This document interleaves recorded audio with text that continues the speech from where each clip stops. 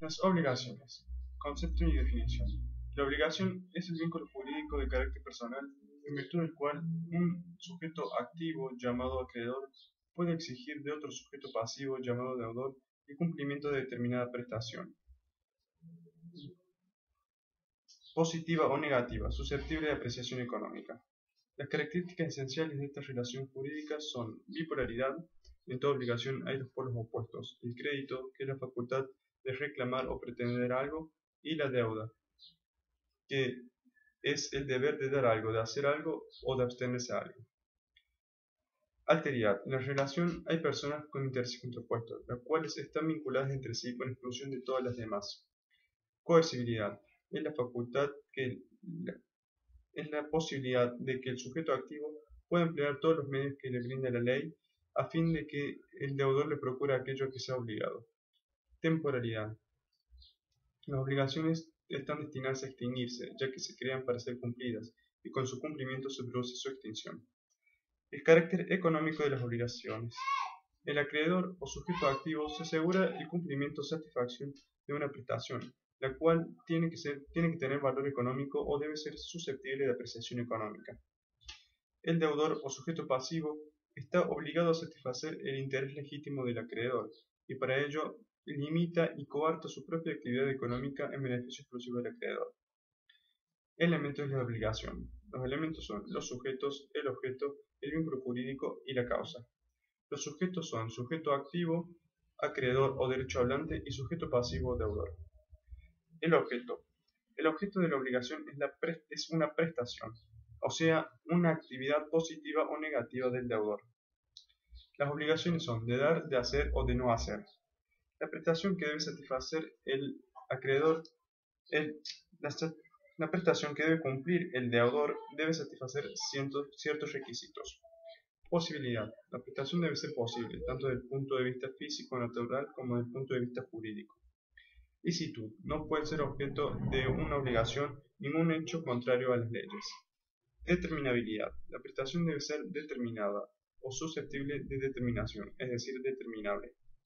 Utilidad. La prestación debe ser útil al acreedor, es decir, debe significar la satisfacción de un interés legítimo para el acreedor. Patrimonialidad. La prestación debe ser susceptible de apreciación pecuniaria, es decir, debe ser posible apreciarla en dinero. El vínculo jurídico es el elemento que pone en relieve ese particular enlace que hay entre el sujeto activo y el sujeto pasivo de la obligación. El vínculo recae sobre una determinada actividad del deudor. La obligación contraída bajo la condición que haga depender absolutamente la fuerza de ella de la voluntad del deudor es de ningún efecto. Pero tampoco es aceptable la situación opuesta, en que el vínculo jurídico sea tan gravoso para el deudor que resultase realmente injusto. La causa. Se refiere a la causa como origen, como fuente de la relación jurídica obligacional. Se considera que es el fundamento de la obligación. No hay obligación sin causa, es decir, sin que derive de uno de los hechos o de uno de los actos lícitos o ilícitos de las relaciones de familia o de las relaciones civiles. Aunque la causa no esté expresada en la obligación, se presume que existe, mientras el deudor no pruebe lo contrario. La obligación fundada en una causa ilícita es de ningún efecto. La causa de las obligaciones, clasificación y análisis. Hay una sola fuente de obligaciones, el hecho condicionante, es decir, el hecho al cual la ley le ha atribuido la virtualidad de condicionar el nacimiento de una obligación. Si bien la causa o fuente de las obligaciones es única, se puede dividir en grupos, en contratos, cuasicontratos, delitos, cuasidelitos y la ley.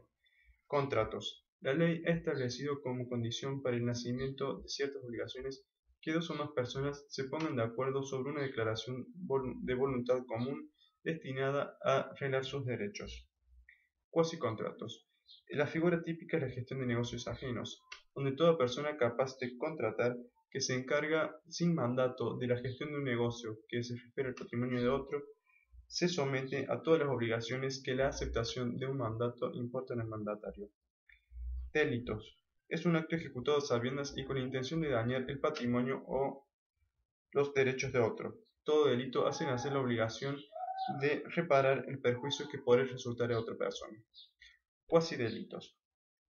Cuando por culpa o imprudencia se ocasiona un daño a otro, nacerá la obligación de indemnizar los daños y perjuicios causados.